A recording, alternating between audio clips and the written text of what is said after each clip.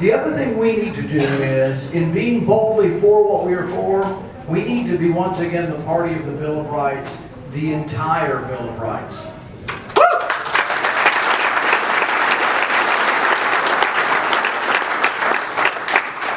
We're good with the Second Amendment. In fact, the next 15 Republicans or 20 or 30 that are running for president that come to your town, they'll all say they're good for the Second Amendment. They probably are, most of them, decent with the Second Amendment. But what I say is we need to be for the rest of the Bill of Rights as well.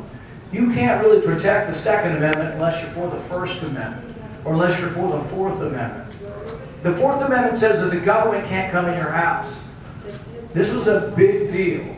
James Otis fought against the British government for 15 years before the Revolution. John Adams said that his fight was the spark of the American Revolution that got us going. What was he fighting against?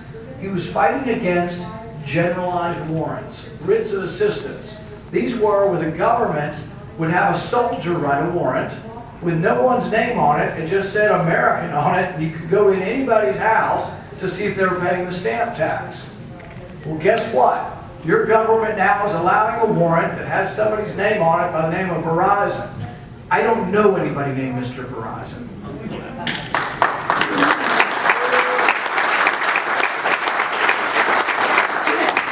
Why is this a big deal? Because the Fourth Amendment said the government can only look at your stuff if they put your name on the warrant, if they specify what they want, and then they give some kind of reasoning, probable cause, suspicion as to why you committed a crime. They don't have to prove it. They have to at least submit it to an independent person.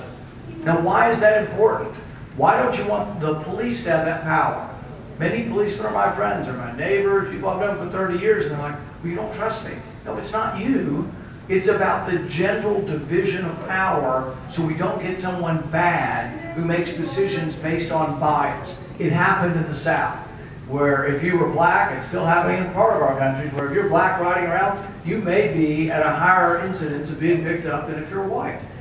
So what do we want to do? We have to divide the power so we don't get too much power in one hand to make sure we don't have bias enter into things.